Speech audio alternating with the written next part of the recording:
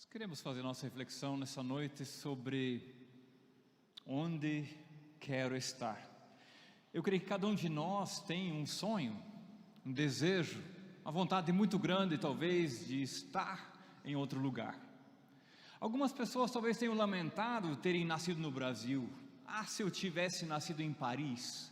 Ah, se eu tivesse nascido na Venezuela, né? Ou talvez em Cuba, ou num outro país diferente, com muitas praias, ou muito interessante, né? Muitas vezes a gente pensa em lugares e acha que o lugar vai trazer algo novo para a gente. A gente acha que de repente uma situação geográfica pode ser a solução para a nossa vida. Será? Outras pessoas pensam muito mais na sociedade. Ah, se eu tivesse com aquele grupo de pessoas, naquele contexto social, naquele contexto cultural, aí sim a minha vida seria melhor. Outros já pensam numa situação financeira. Ah, se eu tivesse aquela conta bancária. Outros pensam na sua profissão. Ah, se eu tivesse optado por aquela profissão. Se eu fosse engenheiro, se eu fosse médico, se eu fosse dentista, advogado, aí sim.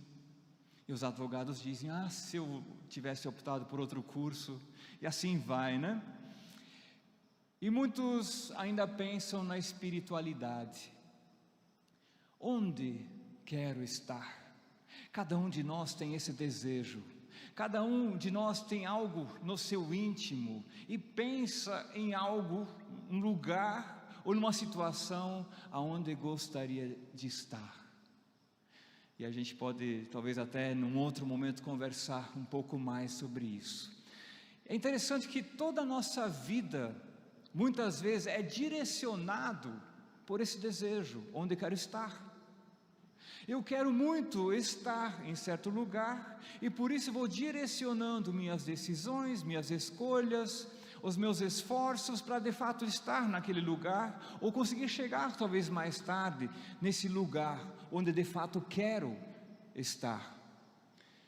E muitas vezes nós não entendemos que decisões simples, práticas e espirituais vão nos levar de fato a um lugar muito especial. Abra sua Bíblia lá no livro de Atos, Atos capítulo 5, e nós queremos ler alguns versículos desse texto. E há um casal aqui que também tem um desejo de estar num certo lugar, ou numa certa posição, num certo patamar, e eles fazem algumas escolhas, conversam entre si para estarem numa posição talvez um pouco melhor, mas acabam tendo uma certa frustração, acabam não alcançando aquilo que é o desejo do coração deles. Atos capítulo 5, começando no versículo 1, fala de Ananias e Safira. Só que antes de começarmos a leitura, precisamos entender os últimos versículos do capítulo 4. Ali fala de uma pessoa chamada José, mais conhecido como Barnabé entre os apóstolos, alguém que era aquele que dá ânimo, aquele que animava as pessoas. E as pessoas obviamente admiravam esse homem. E esse Barnabé, numa certa ocasião, ele tinha uma propriedade, vendeu a propriedade e deu todo o dinheiro à igreja.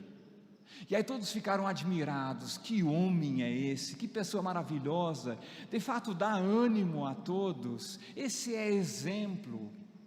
E aí esse casal, Ananias e Safira, conversam entre si, também vendem uma propriedade, e a gente vai ver o que o texto nos apresenta desse casal.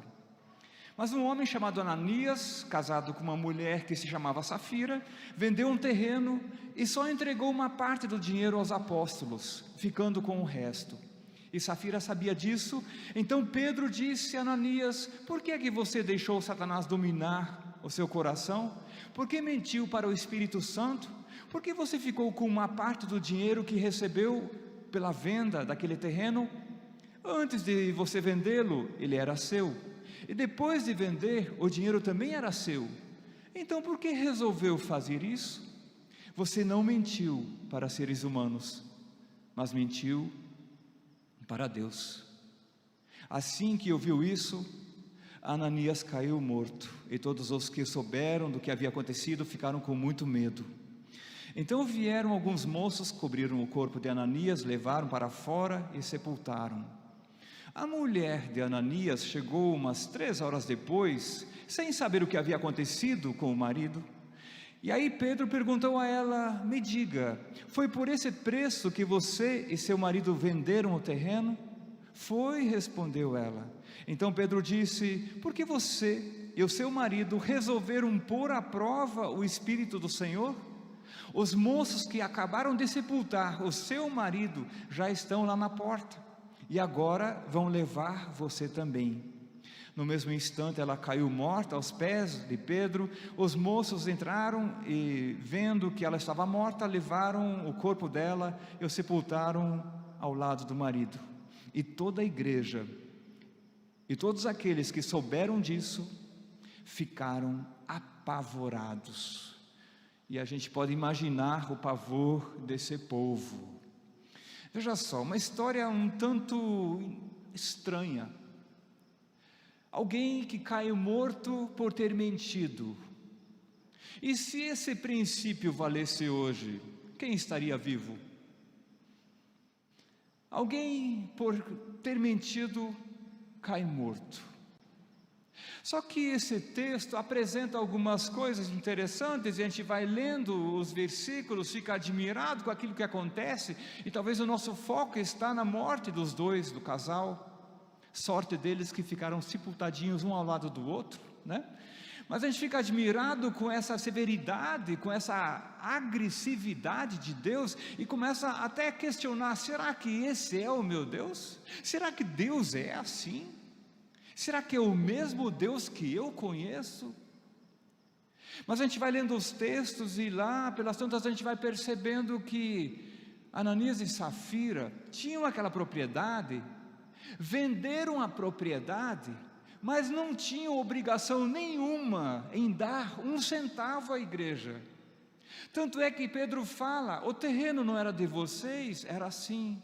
Então, e depois a venda não era de vocês também? Era. O problema não está em dar ou não dar nesse texto. O problema não está na participação ou na não participação deles. O problema está no fingimento e na mentira. Quando eles, talvez a gente podia fazer uma adaptação à nossa realidade, tinham lá talvez um lotezinho, venderam por 100 mil reais, e chegaram diante de Pedro e disseram: não, esses 85 mil aqui é o valor da venda. Poxa, já imaginou? Você tendo uma propriedade de 100 mil reais, você vende a propriedade e você dá 85 mil, 70 mil, 90 mil à igreja. Não é impressionante isso? Não é uma atitude de profunda devoção? Será que Deus não deveria ter considerado essa atitude? Será que Deus não deveria ter aplaudido porque a maioria não faz isso? Não. Deus vê naquele povo, naquele casal, uma atitude de contaminação e diz: isso aí não dá para tolerar. Veja só que Deus severo é esse. Ele diz: eu não vou permitir que isso se propague.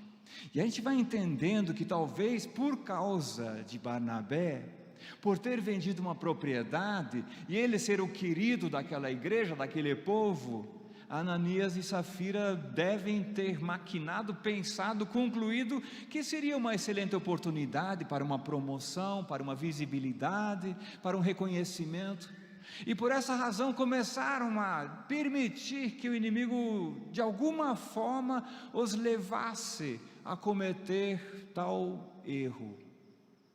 E aí o apóstolo Pedro, ele é muito duro, muito severo, colocando o seu posicionamento de acordo com a vontade de Deus. E aqui nós vemos algo que é o princípio, o começo da atitude de coração de Ananias e Safira.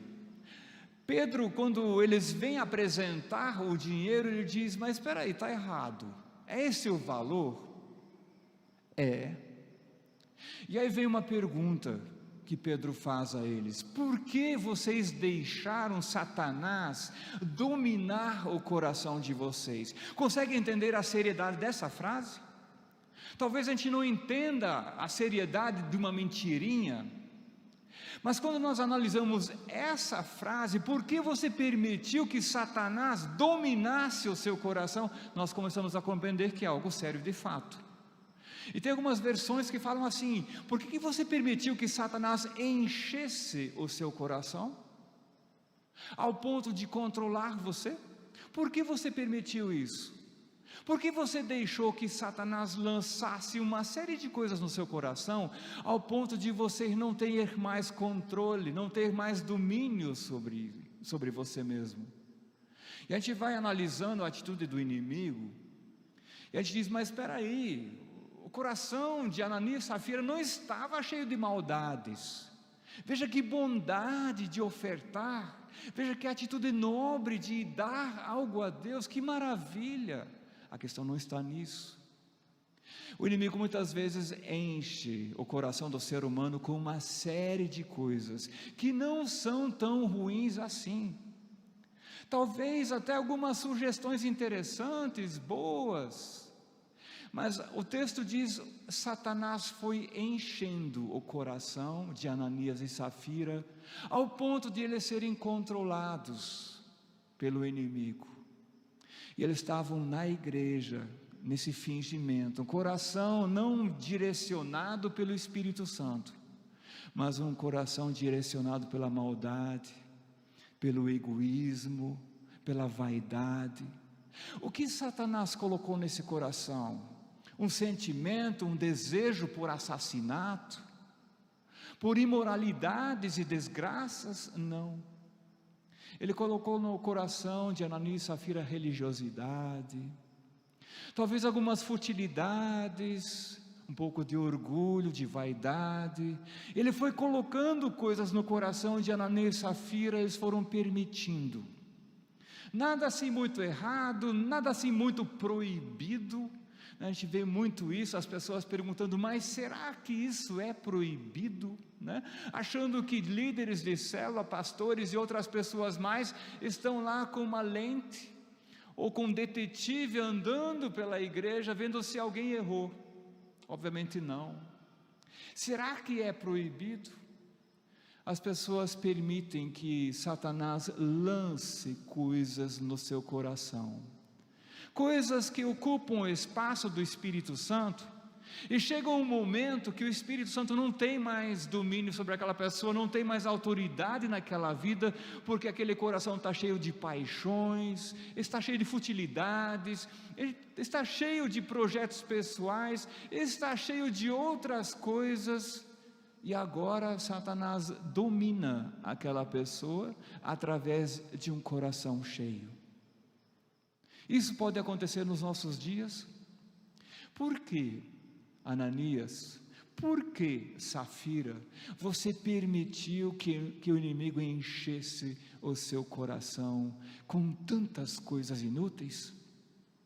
Reflexão que nós fizemos domingo passado, quando o Jones nos orientou em relação à importância de cuidarmos daquilo que está entrando na nossa casa, que está lá sobre a vida dos adolescentes, das crianças, dos jovens.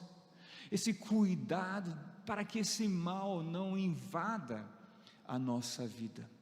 Por que Satanás conseguiu encher o coração de Ananias e Safira com tanta maldade? E aí chega o próximo passo: como o coração estava cheio de outras coisas e não de Deus, isso levou eles a uma vida de mentira, ao engano. E aí eles chegam diante do apóstolo Pedro dizendo: essa é a nossa oferta. Foi difícil vender aquela propriedade, mas com muita dedicação, oração e clamor e jejum, nós decidimos entregar. Veja quanta falsidade, estou exagerando aqui um pouquinho, estou tirando algumas coisas além do texto aqui, mas essa aparente devoção, agora estamos aqui ofertando algo tão lindo. E Pedro pergunta: por quê? vocês foram levados a mentir? Qual é a motivação do coração de vocês? Aonde de fato vocês querem estar? Qual é o desejo do coração deles? Será que é esse caminho que vai levá-los aonde vocês querem estar e permanecer? É esse o caminho de vida para a vida de vocês? Um engano em relação a Deus, em relação a eles mesmos. Eles não eram tão santos assim, não eram tão devotos assim. E a percepção errada de Deus. Eu posso falar qualquer coisa, eu posso fazer qualquer coisa, e Deus não se importa com isso. Deus está com o olho fechado e outro meio cego, ele não está percebendo o que eu faço de errado. Não, Deus vai perdoar isso mais tarde, eu posso fazer aqui, não vai ser tão ruim assim. Engano, uma percepção errada de Deus. Obviamente Deus não está aí correndo atrás da gente, vendo se a gente erra mais, se erra menos. Essa não é a função de Deus. Mas Deus olha para a atitude do nosso coração e obviamente observa muito bem se ele é honesto ou não é honesto, se é um coração leal a Deus, se não é leal, se é um coração dedicado ou não é. Obviamente isso Deus percebe, e é isso que ele vai nos cobrar. Veja só aqui esse engano, por ter a mente cheia de outras coisas, acham que Deus não vai se importar com, e que talvez o dinheiro possa substituir a mentira, o engano, a falsidade que é apresentada aqui. Deus leva a nossa vida muito a sério. E aí o terceiro aspecto, como eles estavam com o coração cheio de coisas e não de Deus, eles sentaram, Ananias e Safira, e acordaram em falar a mesma coisa a Pedro, em falar a mesma coisa aos apóstolos. Alinharam a conversa para que não tivesse nenhum desacordo na exposição, para que fosse assim algo convincente de fato. Se o apóstolo Pedro perguntasse mais algumas coisas, ou os outros demais apóstolos perguntassem outras coisas, eles estariam alinhados na sua conversa. Quando a mulher Safira chega a Pedro, Ananias já tinha falecido naquele momento, ela não sabendo disso, o apóstolo Pedro pergunta especificamente: é de fato esse o valor da propriedade que vocês estão aqui dizendo que estão entregando? Enfatizando mais uma vez que não havia nenhuma necessidade de eles entregarem esse dinheiro, mas eles queriam representar algo, apresentar algo que na verdade eles não eram. Por que você conspira? Por que você concorda? Por que você faz um acordo com o erro? Por que você concorda em falar a mesma coisa se ela não é verdadeira? Por que você combina algo errado e acha que Deus não vai dar atenção? Isso não é só coisa de adolescente, quando combina alguma coisa lá para contar para a mãe, isso acontece com adultos também. E naquele livro, O Homem Exemplar, ele fala de uma cultura de pecado. Quando você faz, eu me sinto livre para fazer também. E aí você me vê fazendo, e você concorda comigo, aí você faz. E aí quando alguém chega e diz: mas está errado, Helmut, eu falo: não, fulano faz, Beltrano também, então está tudo certo. E a gente vai concordando, a gente vai conspirando, a gente vai alinhando muitas vezes uma conversa. Só que a gente muitas vezes esquece que Deus não concorda com esse combinado nosso e acaba nos chamando para a responsabilidade. Foi o que aconteceu com Ananias e Safira. E aí quero enfatizar um outro texto, quando num certo momento Jesus, ele vê a multidão e vê essa dinâmica complexa do ser humano, se volta aos apóstolos e diz o seguinte: não tenham medo daqueles que matam o corpo, mas não podem matar a alma. Porém, tenham medo de Deus, que pode destruir no inferno tanto a alma como o corpo. E aí a gente tem um certo desconforto em ler essa palavra medo de Deus. Aqui a palavra não é temor, profundo respeito, aqui é medo mesmo. Porque Ananias e Safira deveriam ter tido medo de Deus, porque estavam planejando algo errado, e poderiam saber que Deus ia chamá-los a prestar contas, mas como eles estavam alinhados de um modo errado, eles não estavam percebendo isso.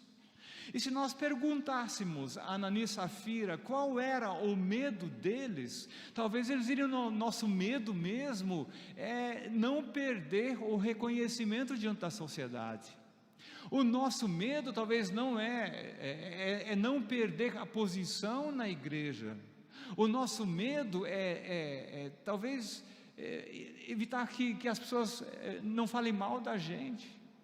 Eles tinham lá talvez os seus medos, e que não era esse medo de Deus, entender que Deus vai chamar a prestação de contas. Agora, ao ler esse texto, eu lembrei de algumas coisas que têm a ver com a nossa atualidade. Todo o nosso comportamento nos últimos tempos, ele está voltado muito ao medo da morte, não está? E nós estamos fissurados, nós estamos neuróticos em cuidar para não morrer. Assim, não tem nada de errado em você cuidar para não morrer, mas a pergunta é: o teu zelo pela vida espiritual é na mesma proporção? Ou deveria ser um pouco maior? Quando você encosta em alguma coisa onde alguém encostou, você não pega o álcool em gel e já passa na sua mão? E quando você se mancha com o pecado, você tem a mesma intenção de imediatamente se limpar do pecado, ou você deixa rolar?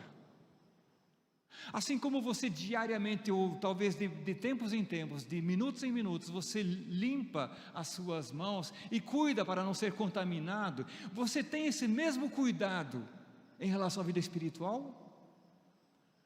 Ou você acha que dá para esperar o dia de ceia para pedir perdão? Ou você acha que dá para esperar talvez no final do ano para fazer aquela revisão de vida e depois dizer: não, Deus, é verdade, eu errei, mas agora vida nova, viramos a página, fé em Deus e pé na tábua, vamos caminhando que vai dar tudo certo no final. Será que nós temos esse mesmo zelo? Deveríamos ter. Nós deveríamos estar preocupados com a nossa vida espiritual, assim como estamos preocupados, ou mais do que estamos preocupados com a nossa vida física. Se temos medo de sermos contaminados por um vírus, será que nós não temos medo nenhum de ser contaminados pelo pecado, pela maldade? Nós não temos medo nenhum que o inimigo coloque coisas na nossa vida que vão gerar destruição? Isso não importa? Isso não interessa? Isso não é relevante? Dá para deixar do jeito que está? Como é que nós lidamos com essas coisas? Aí Jesus se volta aos discípulos e diz: não tenham medo, ou não tenham tanto medo daqueles que podem matar o corpo, mas tenham medo de Deus. Quando as mãos estão manchadas com pecado, tenham medo de Deus, para que vocês possam consertar isso. Porque se vocês não consertarem, pode acontecer algo similar, não exatamente como Ananias e Safira, mas Deus pode colocar um ponto final na vida espiritual. É algo muito sério, precisamos levar isso muito a sério. Deus não está brincando conosco, nos soltando nesse mundo e nos deixando viver de qualquer forma. Deus tem sim um coração de misericórdia e compaixão, e quer guardar nossa vida, cuidar de cada um aqui, e quer nos conduzir de fato a algo maior. Deus quer fazer isso, mas Deus também tem um zelo pela nossa vida espiritual. não só pelo físico, não só para chegar nos 120 anos de idade. Deus tem um zelo pela nossa vida espiritual, e talvez a história de Ananias e Safira nos impressione negativamente, mas a gente precisa compreender nessa história como Deus entende as coisas. Se eu estou cheio das coisas que o inimigo vai lançando na minha vida, não vai haver espaço para Deus. Se eu estou cheio das coisas que o inimigo coloca, que não precisam ser necessariamente coisas muito más, mas pelo menos não dão espaço para que o Espírito Santo flua na minha vida, eu estou na mesma situação que Ananias e Safira, e talvez eu perceba tarde demais a gravidade da minha vida espiritual, talvez eu perceba tarde demais a situação real do meu relacionamento com Deus, quando já é tarde demais. Esse zelo pela nossa vida espiritual precisa ser mais intenso do que o zelo que nós temos pela sobrevivência. Precisa ser. Jesus diz: não tenham medo, ou não tenham tanto medo daquele que mata o corpo, tenha medo daquele que pode matar a alma. Ananias e Safira, o que eles estavam defendendo na verdade? O que eles estavam desejando?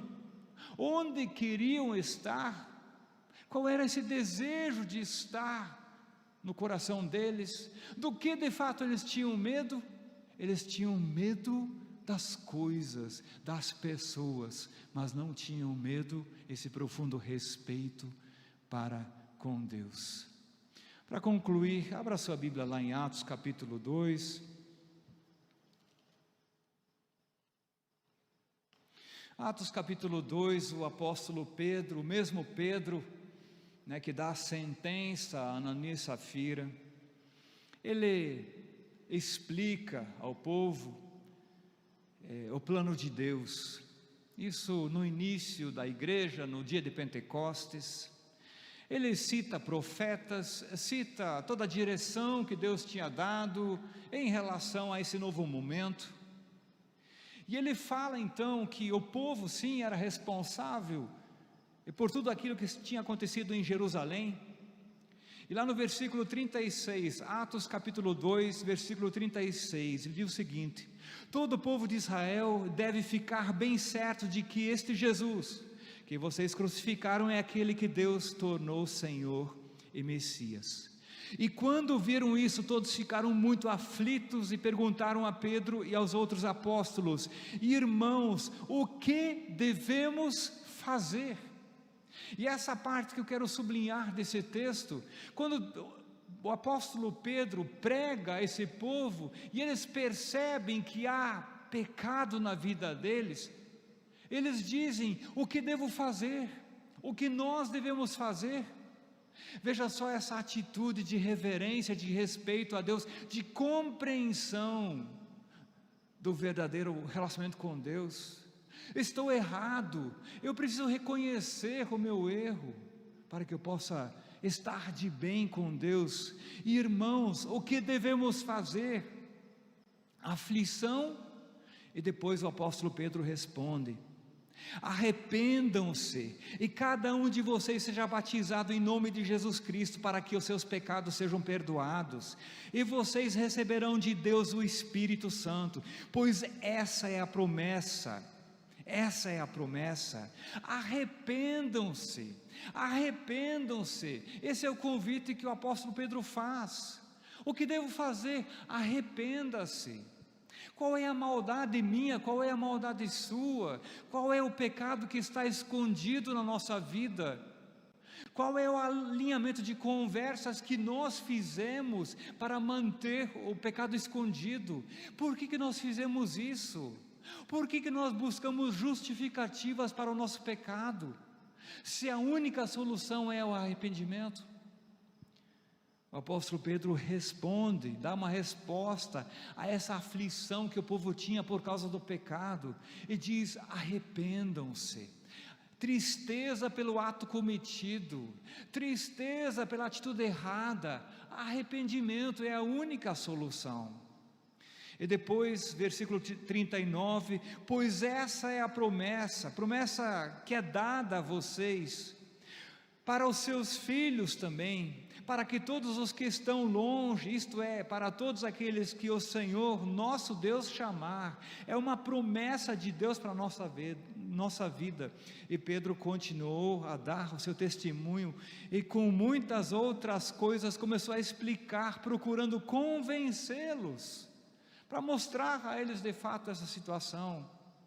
O apóstolo Pedro fala o seguinte: se houver arrependimento, haverá a promessa, que é o dom do Espírito, a manifestação do Espírito, que é poder de Deus, diferente daquilo que Satanás coloca na vida de Ananias e Safira, e pode colocar na nossa vida.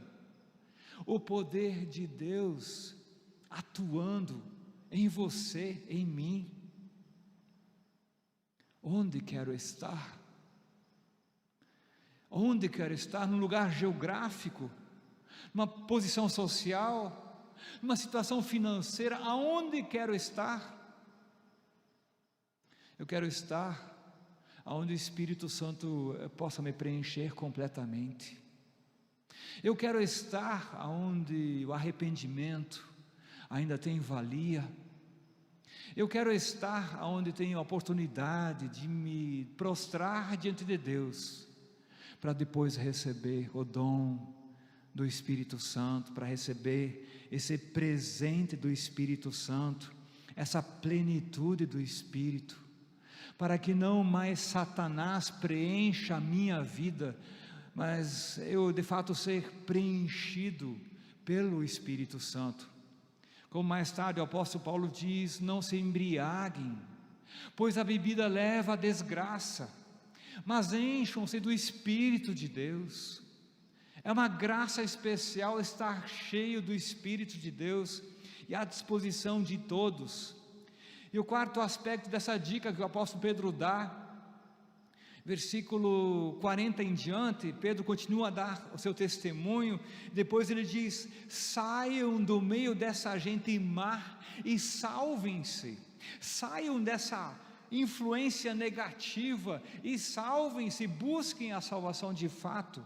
E muitos acreditaram na mensagem de Pedro e foram batizados. Naquele dia quase 3.000 se juntaram ao grupo dos seguidores de Jesus. Quase 3.000 se juntaram ao grupo de seguidores de Jesus. Saia daquela influência, saia daquilo que te abastece negativamente, se posicione, como nós ouvimos já no domingo passado.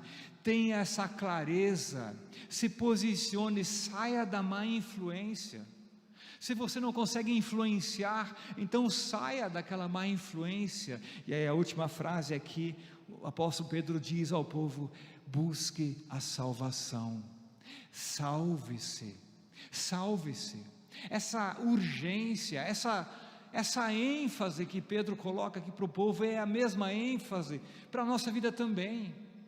Se nós de fato queremos viver algo novo, se nós queremos estar bem, se nós queremos estar num lugar bom, se nós queremos viver esse algo novo, nós não podemos pensar em algo geográfico, social, financeiro, profissional. Nós precisamos compreender essa relação nossa com Deus. E se de fato nós buscarmos a santificação, se buscarmos de fato a pureza diante de Deus, assim como nós estamos buscando de hora em hora, de meia em meia hora, a purificação das nossas mãos, o cuidado para não respirar nenhum ar contaminado, e esse distanciamento de tudo aquilo que tem a aparência do mal. Se nós tivéssemos esse posicionamento na nossa vida espiritual, nós poderíamos fazer aqui uns 5 cultos por domingo, tenho certeza disso, ou não? Se o nosso zelo por uma vida autêntica fosse de fato esse zelo citado aqui em Atos capítulo 2, e a nossa vida cheia do Espírito Santo, esse fluir dessa saúde espiritual alcançaria muitas pessoas. Mas infelizmente Ananias e Safira estão vivos hoje, até praticando boas obras, tendo lá o seu zelo pela aparência, e talvez por um cuidado de alguém, vendendo uma propriedade, que coisa maravilhosa, dando para os necessitados, que bom, talvez até tendo algumas atitudes, mas não sendo sinceros diante de Deus, não tendo a postura de intensa limpeza, de arrependimento, das mãos que se mancharam com o pecado, do pulmão que se encheu de vírus do pecado, dos pés que andaram onde não deveriam andar, dos ouvidos que permaneceram abertos aonde havia má influência, da mente que foi abastecida por Satanás, e agora ela está processando tudo aquilo que Satanás colocou, que mente, tendo lá suas malícias, suas maldades, suas perversões, suas paixões, e se abastecendo com isso, e tendo na alma um desejo por um lugar de estar. Você pode estar nesse lugar daqui a pouco. Você pode estar nesse lugar maravilhoso agora, se você der ouvidos à mensagem do Espírito Santo para a sua vida, se você levar a sério o que Deus tem a dizer, e se o pecado ainda causa medo em você, porque Deus é um Deus da graça, e tem esse profundo desejo em te levar ao lugar que de fato em você, esse desejo, esse anseio que está em você, é a resposta.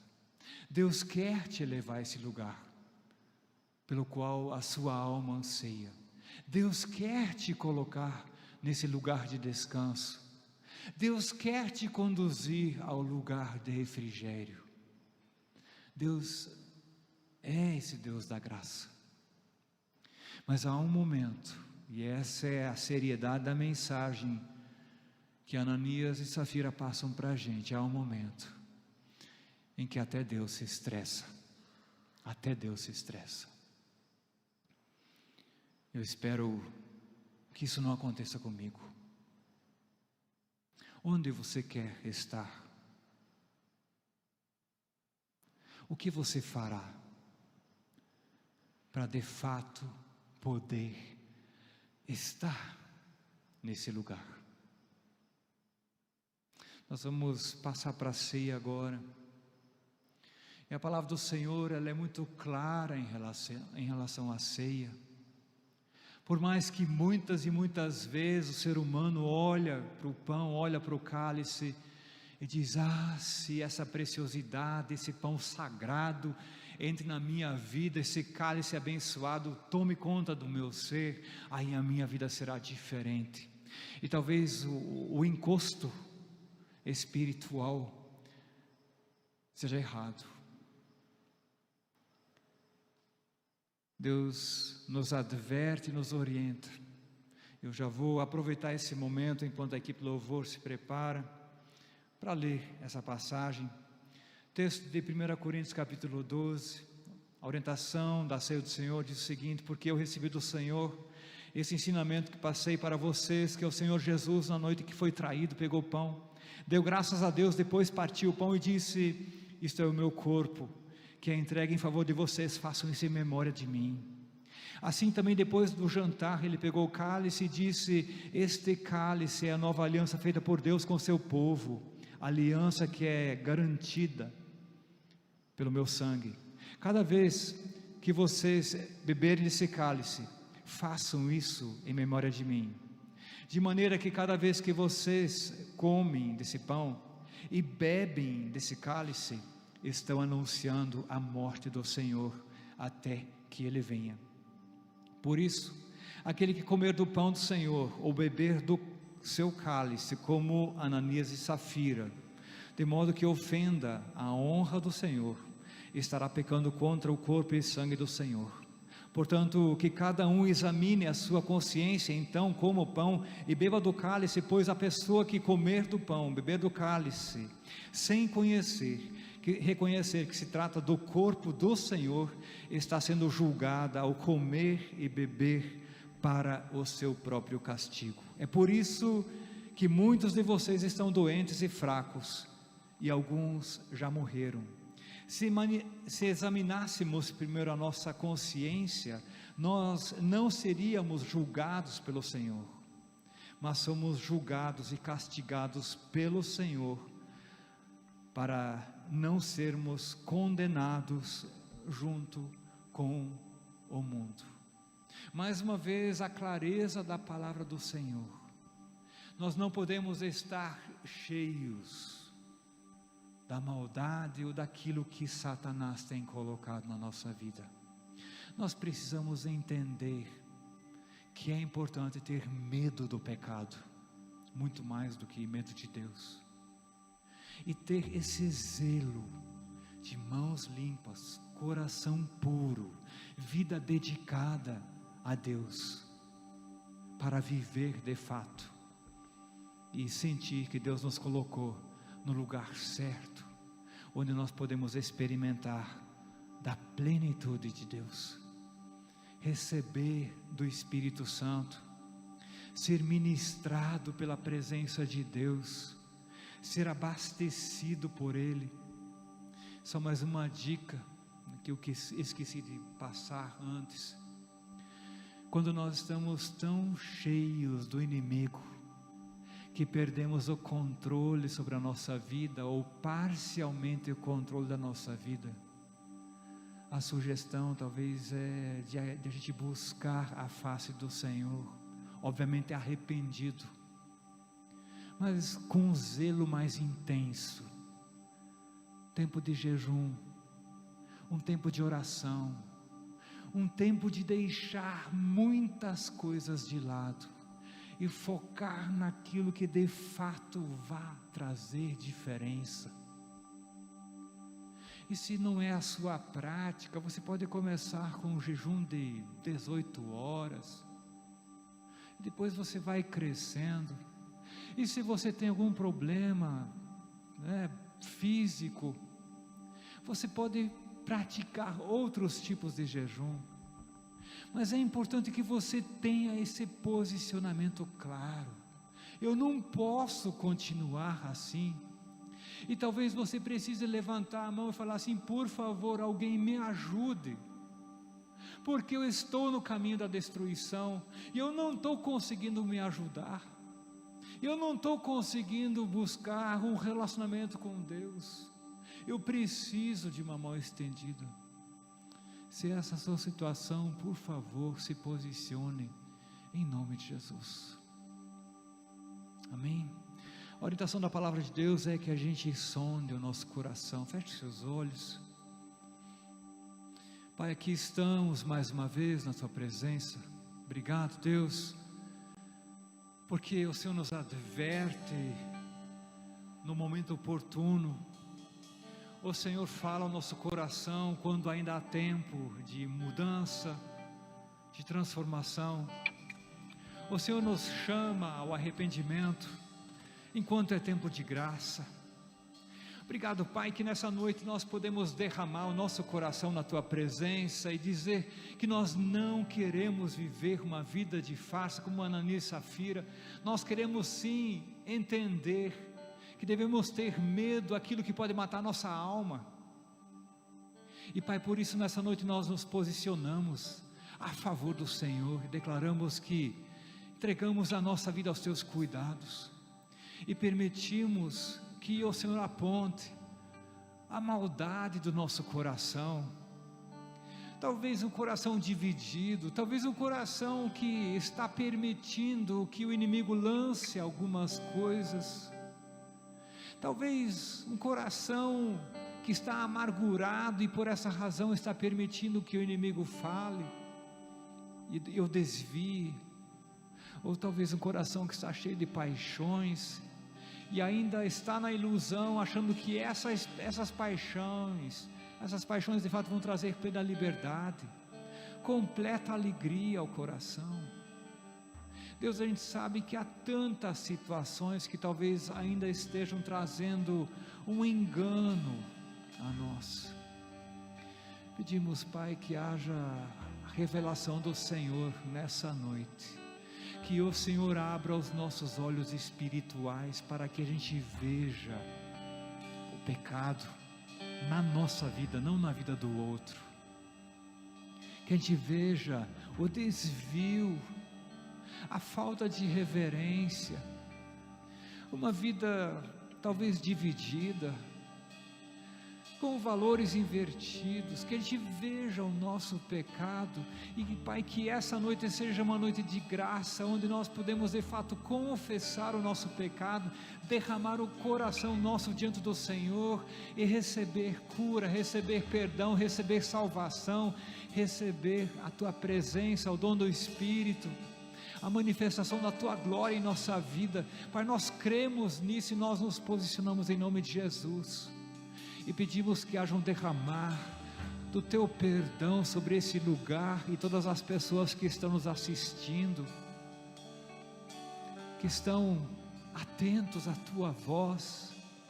Pai, que haja um derramar da Tua graça, do Teu perdão sobre cada um de nós, Pai querido. Aonde há confissões, Pai, perdoe. A gente sabe que isso é uma verdade, e se você que está aqui está confessando a Deus, saiba que você está sendo perdoado agora, porque Deus é o Deus do perdão, o Deus da graça. Pai, nos lave, nos limpe de toda impureza. Pai, nós não queremos apenas o perdão daquele ou do outro pecado, nós queremos que o Senhor nos lave completamente de toda injustiça, ou talvez até de alguns pensamentos que ainda não se tornaram pecado. Que o Senhor nos lave de toda essa injustiça, que o Senhor nos limpe de tudo isso, para que apenas a Tua presença, a Tua graça tome conta de nós. Obrigado, Pai, pelo Teu perdão. Obrigado, Deus, pela Tua revelação. Continue falando ao nosso coração, também nesse momento de ceia, que seja um momento de fato em que nós podemos lembrar que o Teu perdão está sobre nossa vida. Obrigado por isso. Amém. Amém. Você pode se colocar em pé nesse momento. Nós vamos cantar a próxima música. Enquanto isso, alguns voluntários vão se posicionar, e você pode pegar o seu cálice ou seu pão. Você pode manter o distanciamento. Depois você volta ao seu lugar, e depois nós vamos tomar o cálice e comer do pão juntos.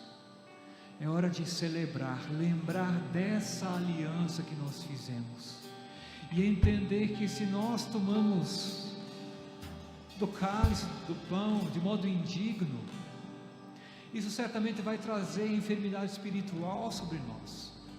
A gente vai perder o discernimento, a gente vai perder a noção da gravidade do pecado, e de repente nós nos tornamos como Ananias e Safira. Entenda que a sondagem do coração, do Espírito Santo na sua vida, é fundamental, para que você possa de fato experimentar essa aliança que Deus tem contigo. E a liberdade que nós sempre damos, se a sua vida não está em ordem com Deus, e por alguma razão você não conseguiu colocá-la em ordem ainda, você pode tomar um propósito: eu vou nos próximos dias me posicionar. E se você ainda não entendeu o que Deus tem para a sua vida, fique no seu lugar mesmo. Nós vamos continuar orando pela sua vida, para que a graça de Deus de fato alcance você, e que você viva aquilo que Deus tem. Amém? Vamos cantar, enquanto a gente canta, a gente continua na sondagem, e aí depois pode pegar o seu cálice, o seu pão, voltar ao lugar, e nós vamos tomar a ceia juntos.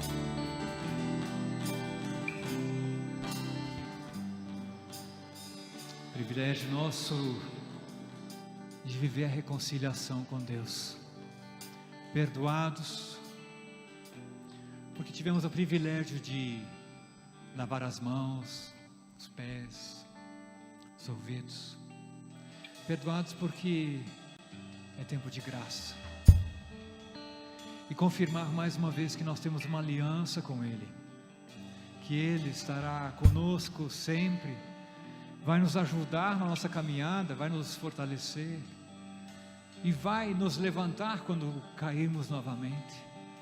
Ele estará sempre conosco. E o Senhor Jesus, na noite que foi traído, Ele pegou o pão, Ele deu graças a Deus. Você pode dar graças a Deus também por esse pão maravilhoso, esse corpo de Cristo que foi partido por você, essa entrega de Jesus pela sua vida. Então, com um coração cheio de gratidão, você pode comer do pão, lembrando daquilo que Ele fez por você.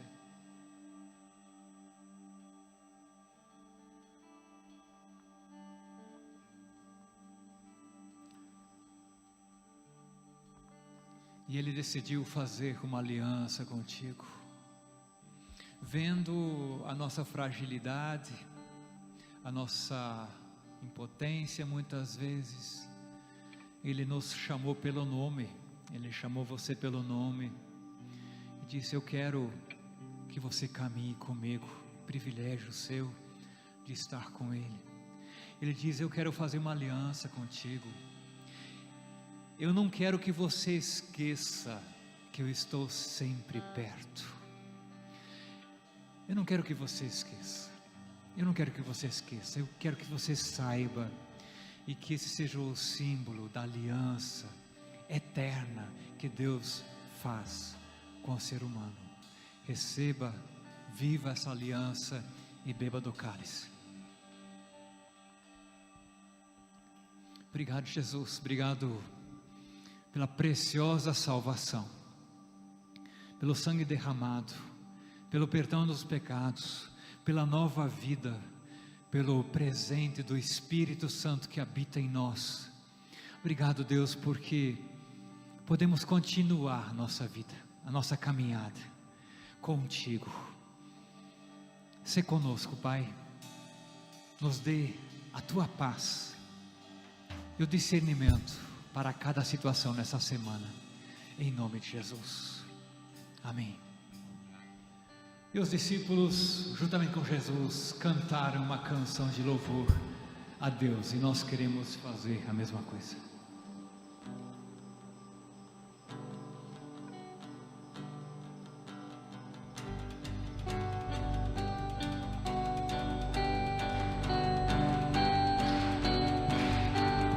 Vem, vamos festejar, juntos celebrar ao nosso Rei.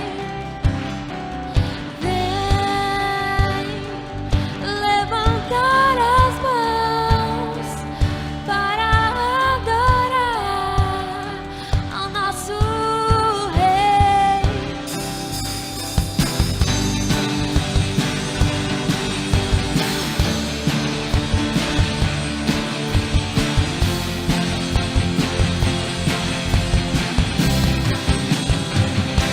Senhor Jesus, viemos te encontrar, pra juntos te adorar com devoção. Tu mereces o louvor que ouve-se hoje aqui. Tu és o único. Vem, vamos festejar, juntos celebrar ao nosso Rei.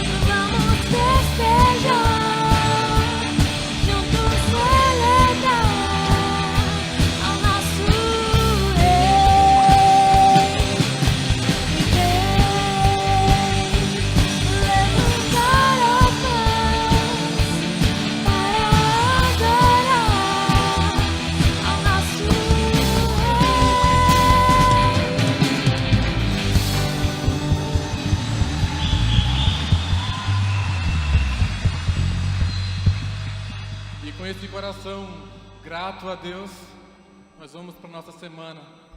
Que o amor de Deus, o Pai, a graça de Jesus Cristo e a comunhão do Espírito Santo esteja com você. E que você tenha uma ótima semana. Até a próxima, Deus abençoe.